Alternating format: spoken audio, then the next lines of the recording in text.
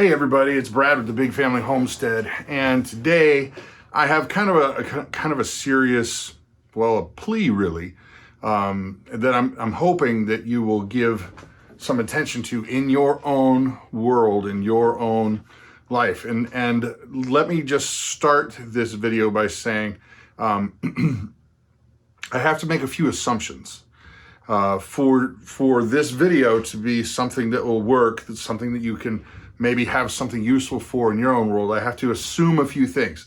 And I know what they say about assumptions, but this one I think I'm gonna have to go with that while you're watching these videos. Now, on the YouTube side of things, we can see through our analytics who's watching and how long they're watching and what they're watching, what they don't like, and everything down to age groups, and not your specific names or anything like that, but we can see tons of metric data on who's here, why they're here, how long they're here, yada, yada, yippee skippy. So I have to make an assumption that most of you are here because you either like watching homesteading videos, new to farming videos, maybe learning how to grow things, learning how to build stuff.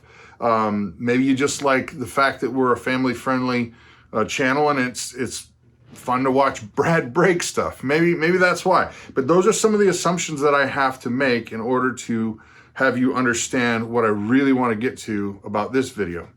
And that is this, that we as a society, us, the world, this is not gonna be political in any way, so don't think, oh my gosh, if you're not an R, then you're bad, or if you're not a D, you're bad, or if you're not an L, you're bad. Forget about all that. This is about looking out for each other and building each other and building up community. And so here's the scoop. I'm not gonna beat things down at all because we all know it. We all know the chaos that's going on around there. And I think one of the reasons why you guys come here is because we don't do that. We don't do the drama. We don't try to scare people and do that kind of stuff, because frankly, I think it's just pointless. If we can't be the solution, then why just gripe about the problem, right? So we all know the chaos, and there are so many forces outside that are trying to divide us as people.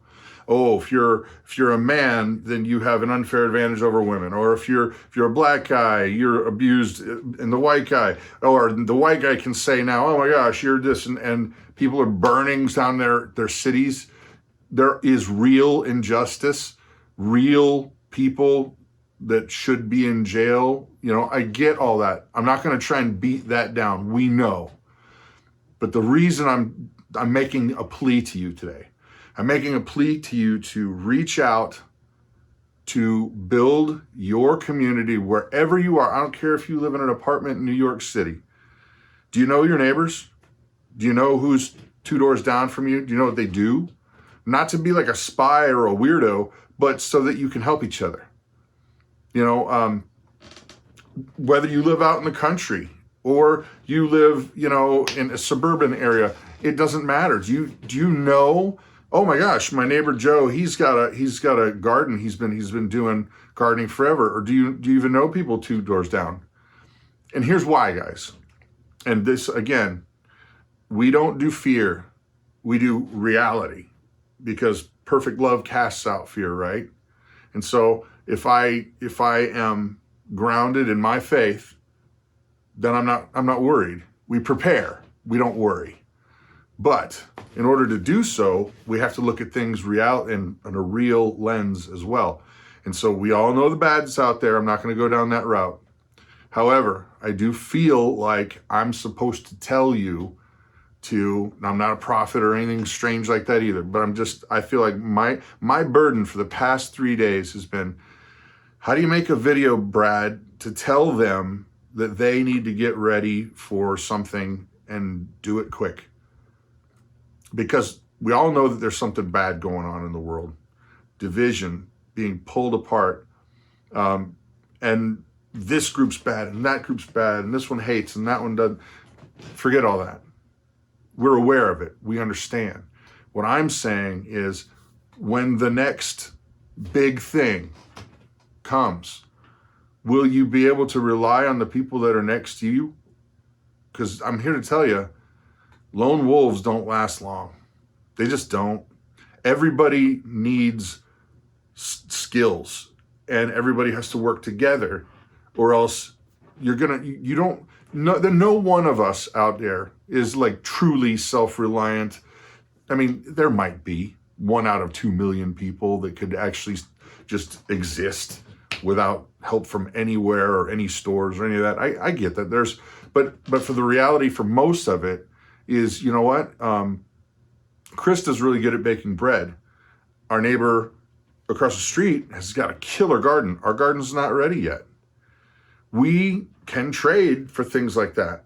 We know our neighbors and we're friends with our neighbors. You don't have to be like buddy with everybody. We happen to be with these people because they're great people.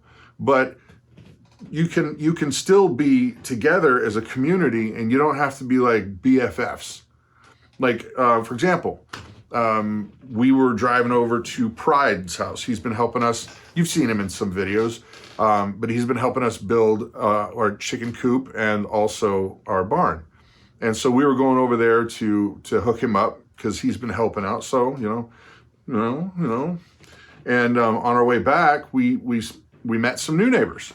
And we're like, well, we've got chickens. Oh, they just got into goats and this and that. And so we're networking our skills, our abilities, and trying to make sure that, hey, we don't necessarily have to use money for everything. Why don't we, trade this for that? For example, one of our neighbors' moms has an amazingly big raspberry patch. It's crazy big. It's honestly about a half acre, the raspberry patch.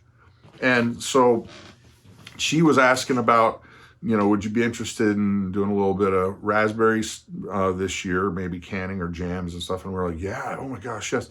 So we worked out a deal with her because she's got some older chickens, and we just got a few chickens too many, but we were going to just make do. But it worked out that God just set it up where we're going to give her a few chickens, and she's going to load us up with she's already been over with raspberries twice and buckets, so we're like, score.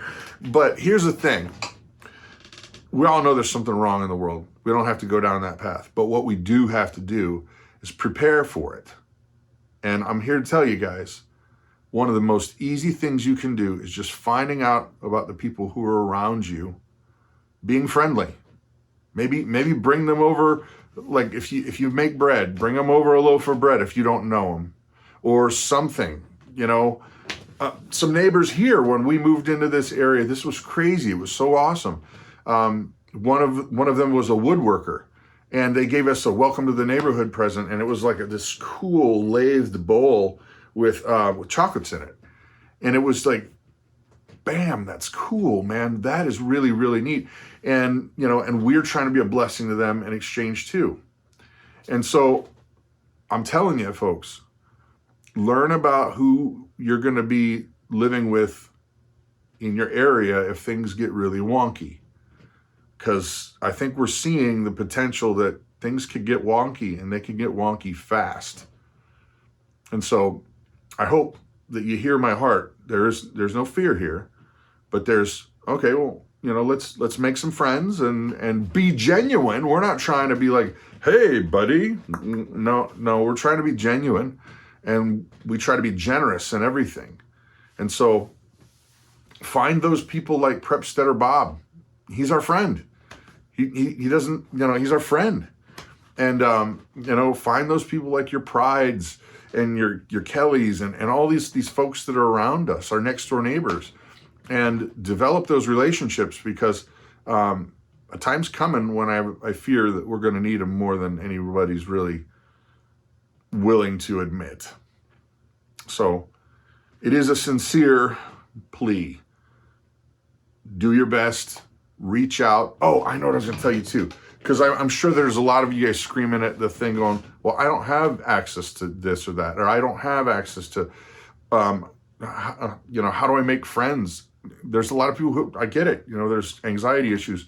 Well, how about this? Like, find like a local tractor supply store or some kind of farming or hardware store, and most of them have billboards.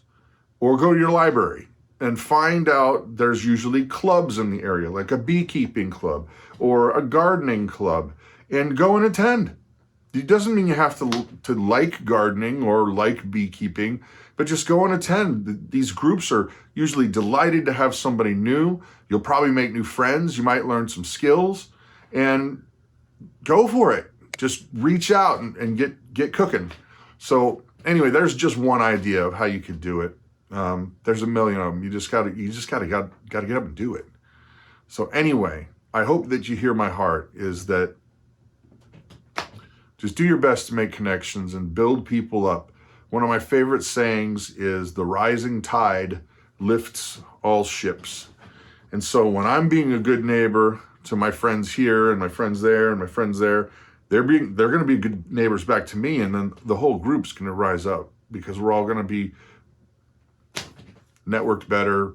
Everybody's going to be synced up better, and I know that they have my back. If they saw somebody strange in the yard, they're going to confront them. Same thing with me to them. You know, we would make sure that we're looking out for each other. So anyway, there's the video. I sincerely hope it's a blessing to you. There you go. Brad with Big Family Homestead. Have an amazing and blessed day.